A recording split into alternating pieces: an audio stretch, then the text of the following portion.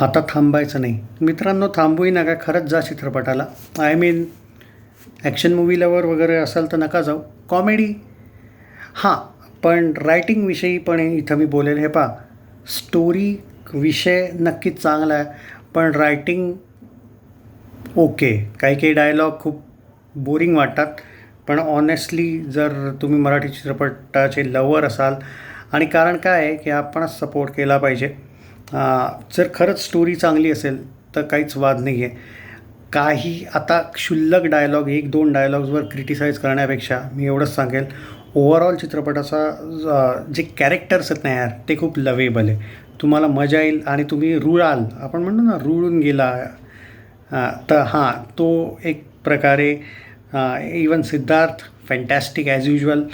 पण बाकी पण स्टारकास्ट खूप जबरदस्त आहे यार. म्हणजे निवडली ॲक्च्युली कास्टिंग डायरेक्टर वगैरे जे असतात त्यांना मी इथं क्रेडिट देईल.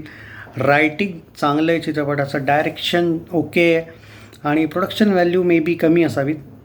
पण बाकी ओव्हरऑल जर आपण म्हणतो ना कमी बजेटमध्ये चांगले चित्रपट, त्यात हा एक आहे. आता हे तुमच्यावर आहे की तुम्हाला अंडर रेट ठेवायचं या चित्रपटाला की सपोर्ट करायचा आहे. बाकी विषय खूप जबरदस्त आहे.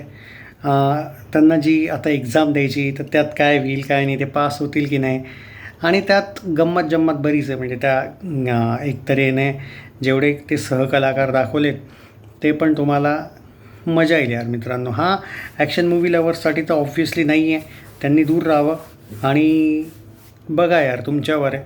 आजकालची अशी जनरेशन आहे की मोस्टली ते OTT वगैरेच वाली जनरेशन आहे, आणि आपण सपोर्ट किती करतो आजकाल सगळ्यांना माहिती आहे. पण माझ्या तऱ्हेनं तर मी तुम्हाला रिकमेंड करेल. बाकी इट्स अप टू यू की पाहायला पाहिजे की नाही. 5 मधून 3.5 रेटिंग देईल मी.